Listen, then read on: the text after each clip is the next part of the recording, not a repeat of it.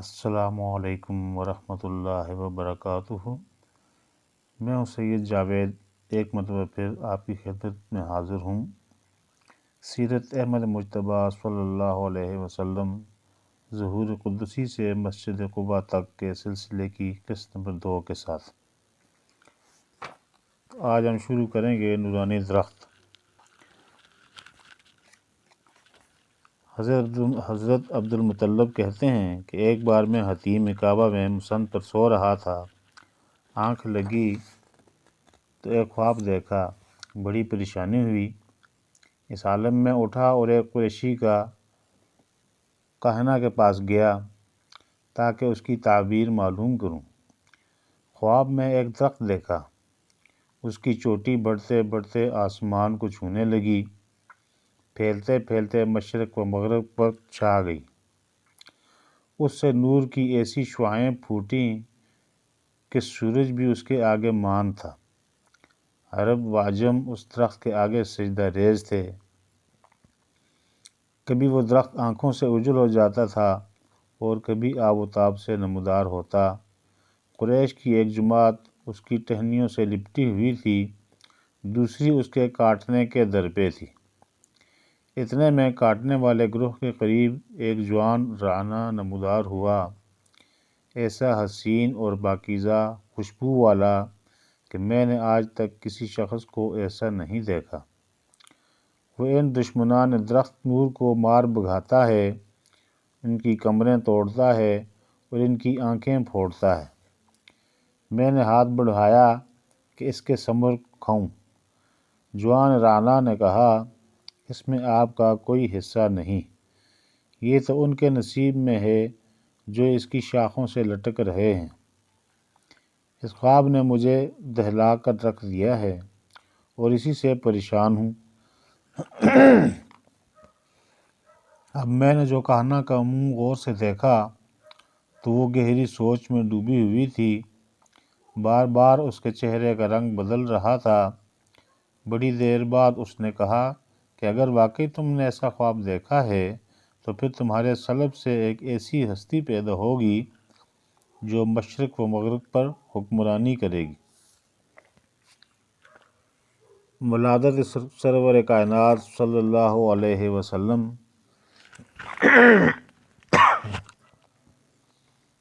نور علی نور۔ حضرت عبداللہ باپ کے بڑے چہیتے، حسین، حلیم الطبع، فیاض اور پاک باز تھے۔ کہتے ہیں کہ جب وہ فدیہ کے اونٹوں کی قربانی کے بعد لوٹ رہے تھے تو ایک نور ان کی پیشانی پر حویدہ تھا۔ راستہ میں ان کا گزر بنی اسد کی ام قتال بنت نوفل، ورقہ ابن نوفل کی بہن، پر ہوا۔ اس نے دیکھا تو کہا کہ جتنے اونٹ ذبح ہوئے ہیں اتنے میں آپ کو دینے کے لیے تیار ہوں، آپ میرے پاس ٹھہر جائیے۔ آپ نے جواب دیا، یہ کام میری فطرت سے بعید ہے۔ عبد المطلب سیدھے انہیں اپنی بنی زہرہ کے سردار وہب بن عبد مناف بن زہرہ کے گھر لے گئے اور ان کی صاحبزادی آمنہ سے نکاح کر دیا۔ یوں ان کے ماتھے سے نور بطور بطن آمنہ میں منتقل ہو کر گہوارہ نبوت بن گیا۔ دوسرے دن آپ ام قتال کے پاس پہنچے اور کہا کہ کل کی پیشکش پر قائم ہو تو نکاح کے لیے تیار ہوں۔ اس نے یہ کہہ کر انکار کر دیا کہ جو نور تمہارے ماتھے سے کل حویدہ تھا وہ آج نہیں ہے۔ حضرت عبداللہ کا اصل نام عبدالدار تھا، لیکن اونٹوں کے فدیہ کے بعد وہ عبداللہ کے نام سے مشہور ہوئے۔ حضرت عبداللہ کے حضرت آمنہ سے عقد کی دوسری روایت یہ ہے کہ واقعہ فدیہ نے ان کے حسن و جمال کو چار چاند لگا دیے۔ مکہ کی اکثر عورتیں آپ سے بیاہ کی خواہش مند تھیں۔ کہتے ہیں کہ ایک بار حضرت عبداللہ شکار پر گئے ہوئے تھے، اتنے میں اہل کتاب کی ایک جماعت جو شام سے آ رہی تھی وہاں پہنچی۔ وہ توریت کی بشارتوں سے واقف تھے۔ ان میں وہ علامات دیکھیں کہ انہی کے سلب سے بنی نبی آخر الزماں پیدا ہوں گے، جن کے یہودیوں کے علاوہ کسی اور قوم میں ظاہر ہونے کے وہ روادار نہ تھے، برہنہ تلواریں لے کر اس جوان ہاشمی پر ٹوٹ پڑے۔ اتنے میں ایک غیبی نورانی گروہ کہیں سے آیا اور اجنبیوں کو مار بھگایا۔ اتفاق کی بات کہ بنی زہرہ کے بزرگ سردار وہب بن عبد مناف بھی جنگل میں دور سے یہ نظارہ دیکھ رہے تھے۔ وہ گھر لوٹے تو اپنی بیوی برا بنت عبدالعزیٰ کو تمام واقعہ سنایا اور بیٹی آمنہ کا رشتہ حضرت عبداللہ کے لیے ان کے باپ کے پاس پجوایا۔ حضرت عبد المطلب کو بھی ایک ایسی ہی لڑکی کی تلاش تھی جو حسب نسب عفت و حسن میں ممتاز ہو، فوراً قبول کر لیا۔ اس وقت حضرت عبداللہ کی عمر 25 سال اور حضرت آمنہ کی عمر 20 برس تھی۔ خیال ہے کہ یہ شادی جمادی الثانی 54 قبل ہجرت میں ہوئی۔ باپ کی طرف سے اوپر کی 6 پشت پر اور ماں کی طرف سے 5 پیڑھیوں میں یہ دونوں خاندان کلاب پر جا کر مل جاتے ہیں۔ حضرت آمنہ اپنے چچا وہب کی تربیت میں تھیں۔ مرج البحرین۔ حضرت آمنہ سے نکاح کے بعد وہ عرب کے دستور کے مطابق 3 دن تک سسرال میں رہے۔ یہی ایام تھے کہ صلب عبداللہ کا نور حضرت آمنہ کو امین نور نبوت بنا گیا۔ پھر کچھ دنوں تک حضرت آمنہ کے ساتھ اپنے گھر میں رہے۔ انہی دنوں قریش کا ایک تجارتی قافلہ ملک شام جا رہا تھا۔ حضرت عبداللہ بھی مالی تجارت کے ساتھ سفر پر روانہ ہو گئے۔ واپسی میں بیمار ہو گئے۔ یثرب کے قریب تکلیف بڑھ گئی تو اپنے ننھیال بنی علی بن نجار میں جا ٹھہرے۔ نجار کا اصلی نام تیم اللات بن ثعلبہ تھا۔ اس نے ایک شخص کا ختنہ بسولے سے کیا تو نجار مشہور ہو گیا۔ جب وہ وقت آخر قریب آیا تو یثرب کی سرزمین میں خاک کی چادر اوڑھ کر ابدی نیند سو گئے۔ قافلہ نے مکہ پہنچ کر حضرت عبدالمطلب کو بیماری کی تفصیل بتائی۔ انہوں نے اپنے بڑے بیٹے حارث کو یثرب مدینہ بھیجا۔ وہاں پہنچ کر معلوم ہوا کہ عبداللہ 1 ماہ کی بیماری کے بعد اللہ کو پیارے ہو گئے اور بنی نجار کے نابغہ کے گھر میں دفن کر دیے گئے۔ یہ روح فرسا خبر سن کر حارث واپس ہوئے۔ اس وقت شکم مادر میں نور نبوت کے قیام کو 2 ماہ گزر چکے تھے۔ بعض مورخین نے یہ بھی لکھا ہے کہ حضرت عبداللہ نے اپنے نور چشم اور لخت جگر کو دیکھا جب وہ 7 ماہ کے تھے۔ ایک اور روایت کے موجب حضور صلی اللہ علیہ وسلم 28 ماہ کے ہوئے تو انتقال کیا، لیکن صحیح ترین روایت یہی ہے کہ انہیں اپنے بلند اقبال صاحبزادے کو دیکھنے کا شرف حاصل نہیں ہوا۔ روایت ہے کہ آپ صلی اللہ علیہ وسلم کے بطن آمنہ میں آنے سے پہلے مکہ سخت قحط کے چنگل میں تھا۔ قریش بڑی عسرت اور تنگی کی زندگی بسر کر رہے تھے۔ آپ کی بطن مادر میں تشریف آوری نے سرزمین مکہ کو سرسبز اور اس کے درختوں کو بار آور کر دیا۔ قریش کو تجارت کے علاوہ ہر سمت سے آمدنی ہونے لگی، اسی لیے انہوں نے 570 عیسوی کے سال کا نام ہی سال فراغی و مسرت رکھا۔ ورثہ۔ تاجر باپ نے ترکہ میں بہت کچھ چھوڑا۔ محمد بن سعد طبقات، عبد الرحمن بن جوزی اور ماوردی نے احکام السلطانیہ میں اس ترکہ کی تفصیل دی ہے، جن میں ایک کھلائی ام یمن جن کا نام برکتہ تھا اور 2 غلام شقران اور صالح بھی تھے جو ترکے میں ملے۔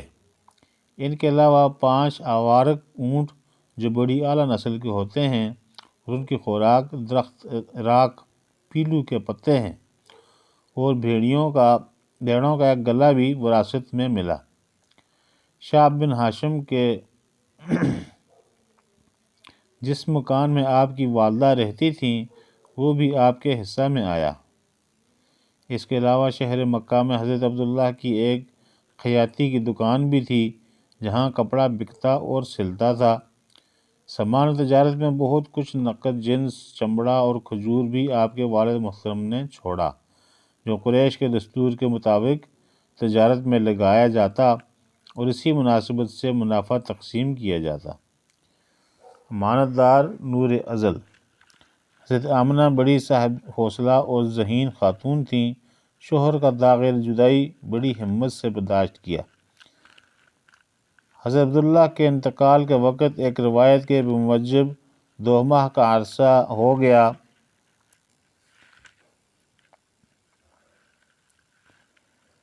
کہ حضرت آمنہ نور محمدی کی امین بن چکی تھی۔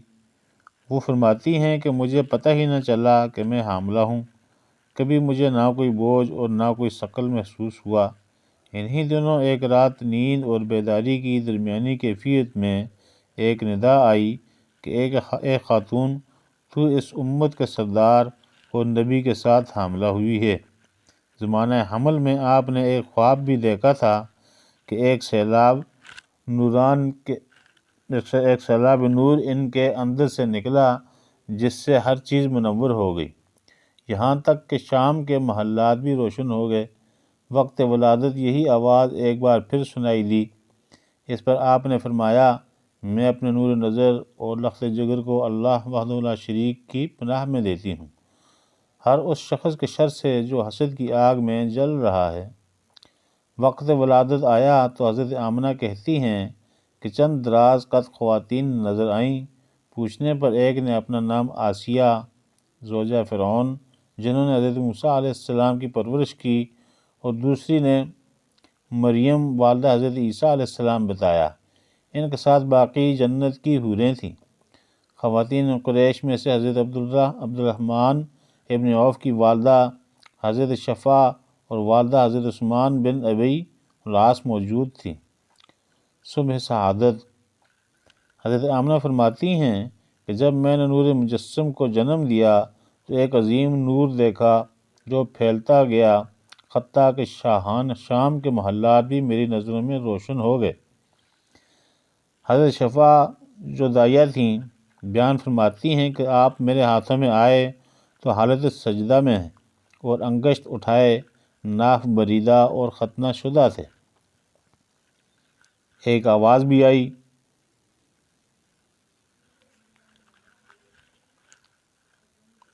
ربک یعنی رب کریم تم پر رحم فرمائے۔ اتنے میں افق مشرق و مغرب کا مابین اور روئے زمین روشن ہو گیا۔ کچھ ہی وقت گزرا تھا کہ مجھے تاریکی اور خوف نے گھیر لیا۔ میرے رونگٹے کھڑے ہو گئے۔ کسی نے کہا کہ نومولود کو کہاں لے گئے؟ جواب آیا، مغرب کی طرف۔ دوبارہ وہی کیفیت طاری ہوئی اور میری بائیں جانب ایک نور نمودار ہوا۔ ساتھ ہی آواز آئی کہ نومولود کو کہاں لے گئے؟ جواب ملا، مشرق کی طرف۔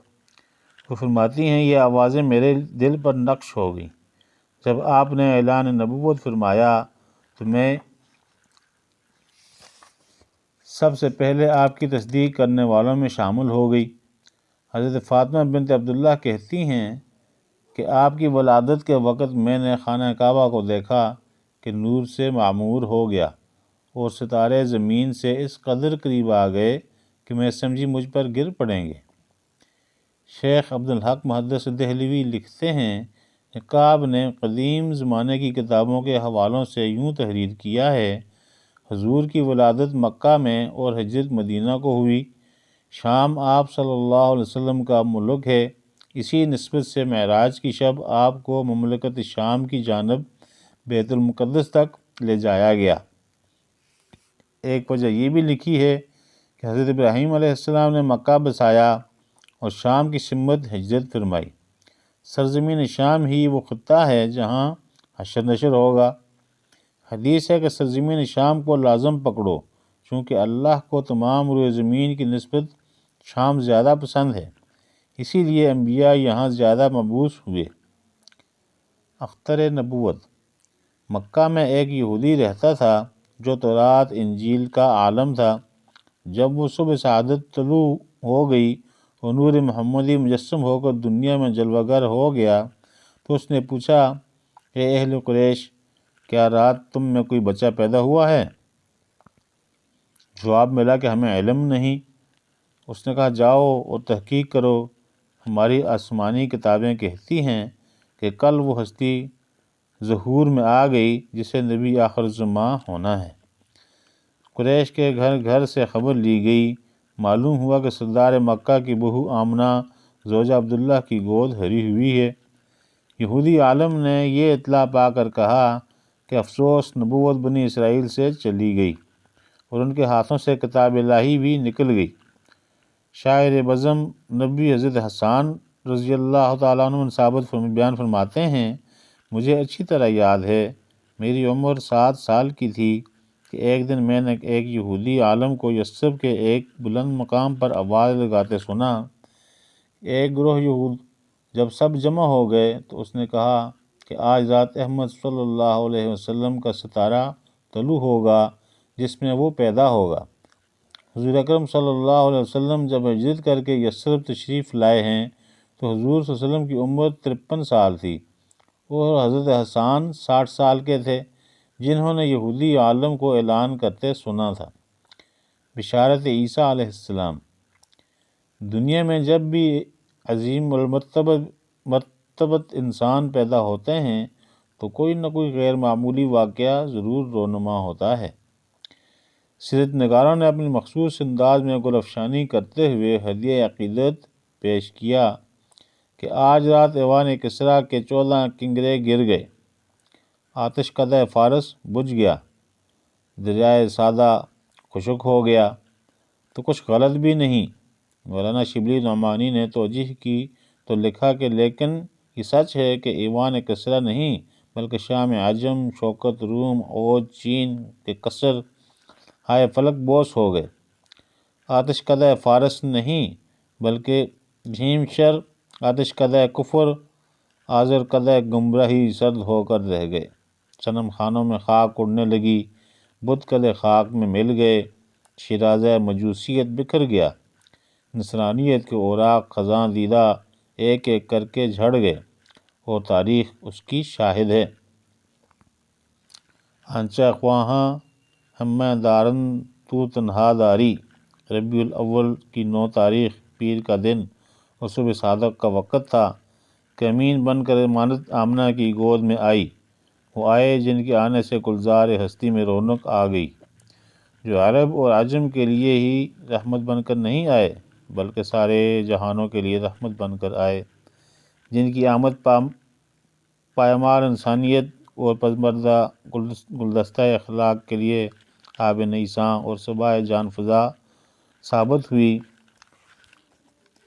جو ابراہیم خلیل اللہ کی دعاؤں کا ثمرہ، اسماعیل ذبیح اللہ کی شاخ تمنا کا گل طرا اور جو توریت کی نشانیوں کے لیے فاران و شہید کی چوٹیوں سے جلوہ گر ہوا، جو نوید حضرت عیسیٰ ابن مریم ہے، جس کی ذات انبیاء سابق کی خوبیوں کا خلاصہ ہے، جو خلق آدم علیہ السلام، معرفت شیس علیہ السلام، جرأت تبلیغ نوح علیہ السلام، خلت ابراہیم علیہ السلام، زبان دانی اسماعیل علیہ السلام، رضا جوئی اسحاق علیہ السلام، خطابت صالح علیہ السلام، حکمت لوط علیہ السلام، بشارت یعقوب علیہ السلام، حسن یوسف علیہ السلام، استقامت موسیٰ علیہ السلام، صبر ایوب علیہ السلام، اطاعت یونس علیہ السلام، جہاد یوشع بن داؤد، محبت دانیال علیہ السلام، شوکت سلیمان علیہ السلام، عظمت الیاس علیہ السلام، عصمت یحییٰ علیہ السلام اور زہد عیسیٰ علیہ السلام کا مجموعہ ہے۔ تاریخ ولادت۔ تاریخ ولادت میں اختلاف ہے۔ ریاضی کی جدید تحقیق کے مطابق 9 ربیع الاول اور 2 شنبہ پیر کا دن تھا۔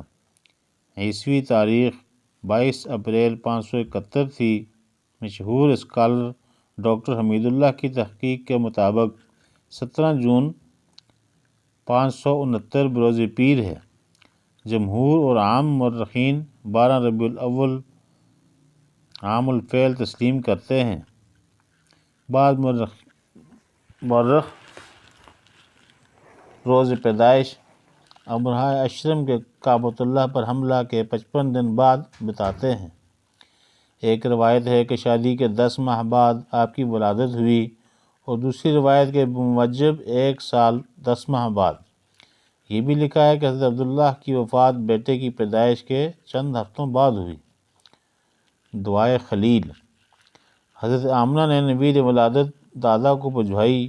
وہ اس وقت اپنے بیٹوں اور اشراف قریش کے ساتھ مقام حجر یعنی حتیم، وہ حصہ جو کعبہ کے شمال جانب ہے، جسے حضور اکرم صلی اللہ علیہ وسلم نے کعبہ ہی کا حصہ قرار دیا، میں بیٹھے تھے۔ بہت خوش گھر آئے اور نومولود کو ہاتھوں میں اٹھا کر کعبۃ اللہ میں لے آئے۔ وہاں اس عطائے نعمت پر اللہ کا شکر ادا کیا، بچہ کے لیے دعا فرمائی اور محمد نام رکھا۔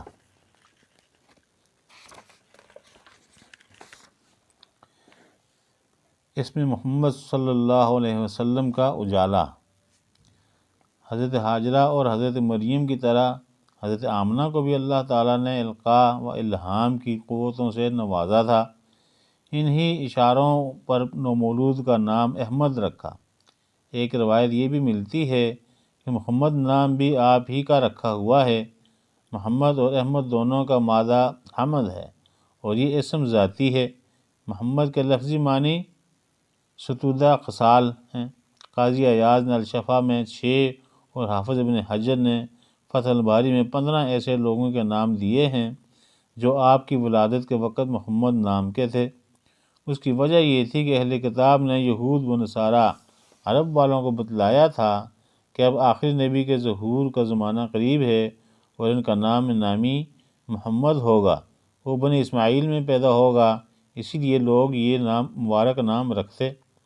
ان 15 میں سے کچھ نے اسلام کا عہد پایا اور حضور اکرم صلی اللہ علیہ وسلم پر ایمان بھی لائے۔ قرآن مجید میں اللہ تعالیٰ نے 4 جگہ اس کا نام کا ذکر کیا ہے۔ البتہ اس بات کا ثبوت نہیں ملتا کہ کسی شخص کا نام اس سے پہلے احمد رکھا گیا ہو، حالانکہ حضرت عیسیٰ علیہ السلام نے صاف کہا تھا کہ میرے بعد ایک نبی آئے گا جس کا نام احمد ہوگا۔ اللہ تعالیٰ نے آپ کو اس بات سے بچایا کہ آپ کے زمانے سے پہلے کوئی ان ناموں سے موسوم ہو۔ ابو ہریرہ رضی اللہ تعالیٰ عنہ نے حضور صلی اللہ علیہ وسلم کی ایک حدیث بیان کی ہے کہ میرے نام پر نام رکھو مگر میری کنیت پر کنیت نہ رکھو۔ دوسری جگہ فرمایا کہ یہ میرے نام اور کنیت دونوں کو جمع نہ کرو۔ آپ کی کنیت ابو القاسم تھی، جو عام طور پر بیٹے کے نام پر رکھی جاتی تھی۔ عرب کے دستور کے مطابق کسی کو نام کے بجائے کنیت سے مخاطب کرنا بڑی عزت اور فخر کی بات سمجھی جاتی تھی۔ تمنائے جد۔ پیدائش کے 7ویں دن آپ کے دادا حضرت عبدالمطلب نے آپ کا عقیقہ کیا۔ یہ دین ابراہیمی کا طریقہ تھا جو عہد جاہلیت میں بھی برقرار تھا۔ عقیقہ کی دعوت میں بہت سے قریش کے اصحاب مدعو تھے۔ کھانے کے بعد انہوں نے مولود کا نام پوچھا۔ سردار قریش نے بتایا کہ میں نے اس کا نام محمد رکھا ہے۔ کہنے لگے کہ یہ نام تو آپ کے خاندان میں بالکل نیا اور مختلف ہے۔ حضرت عبدالمطلب نے جواب دیا کہ ہاں، میں چاہتا ہوں کہ آسمان پر اللہ اور زمین پر خلق اللہ اس کی تعریف کرے۔ خیر البشر کا دور رضاعت۔ شیر خواری۔ حضور صلی اللہ علیہ وسلم کو آپ کی والدہ سمیت 8 عورتوں نے دودھ پلایا۔ والدہ ماجدہ نمبر 1 والدہ ماجدہ، نمبر 2 ثویبہ، نمبر 3 خولہ بنت المنذر، نمبر 4 سعدیہ حلیمہ نہیں دوسری تھی، نمبر 5 تاسات، اور 3 عورتوں نے جن کا نام عاتقہ تھا، اور آخر میں حلیمہ سعدیہ والدہ ماجدہ نے 7 روز، ثویبہ نے 8 روز، اور بقیہ عورتوں کا حال معلوم نہیں۔ جب حلیمہ آپ کو لے گئیں تو آپ کم و بیش 1 ماہ کے تھے۔ حضور اکرم صلی اللہ علیہ وسلم نے سب سے پہلے اپنی والدہ حضرت آمنہ کا دودھ پیا۔ نومولود کو باپ عبداللہ کے خون سے عبودیت الہی اور ماں آمنہ کے دودھ سے امانت کی صفات ملی۔ ماں کے بعد دودھ پلانے کی سعادت حضرت ثویبہ کے حصے میں آئی۔ اس وقت ان کا بیٹا مشروع آپ کا دودھ شریک بھائی تھا۔ ثویبہ آپ کے چچا عبدالعزیٰ یعنی ابو لہب کی لونڈی تھی۔ اس نے آپ کی ولادت کی خوشی میں انہیں آزاد کر دیا۔ سویبہ کو آپ پر ایمان لانے کی عزت بھی حاصل ہوئی۔ آپ کے علاوہ انہوں نے ہم عمر چچا حضرت حمزہ رضی اللہ تعالیٰ عنہ کو بھی دودھ پلایا۔ ان کے علاوہ عبداللہ ابن حجش پھوپھی زاد بھائی جو ام المومنین حضرت ام سلمہ رضی اللہ تعالیٰ عنہ کے سگے بھائی تھے، اور ابو سلمہ بن عبدالاسد مخزومی ام المومنین حضرت سلمہ رضی اللہ تعالیٰ عنہ کے پہلے شوہر نے بھی پیا۔ حضور اکرم صلی اللہ علیہ وسلم حضرت سویبہ کے ساتھ تعمر حسن سلوک فرماتے رہے۔ ہجرت کے بعد بھی ان کے لیے کپڑا اور خرچ بھیجا کرتے۔ 7 ہجری میں فتح خیبر کے بعد وہ اللہ کو پیاری ہوئیں۔ فتح مکہ کے وقت آپ نے بطور خاص دریافت فرمایا کہ کوئی ان کی اولاد میں باقی ہے؟ معلوم ہوا کہ مصروف بھی فوت ہو گئے اور کوئی ان کے عزیزوں میں زندہ نہیں۔ رضاعت اور دودھ پلانا کی سب سے زیادہ سعادت اس ہستی کے نصیب میں تھی جس کے نام کا جز بھی سعدیہ ہے۔ یہ بنو سعد بن حوازن کی تھیں جو بنو اسماعیل کے اور عدنانی شاخ ہے۔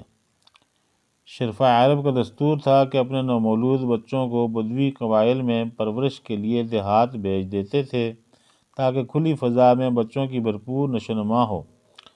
عربوں کی فطری خصوصیات اور فصاحت زبان پیدا ہو، اس غرض سے بنی سعد کی دودھ پلانے والی عورتیں کھاتے پیتے گھرانوں کے شیرخوار بچوں کی تلاش میں سال میں 2 بار مکہ آتی تھیں۔ اس خدمت کے عوض لڑکے کا باپ ان کو نہال کر دیتا تھا۔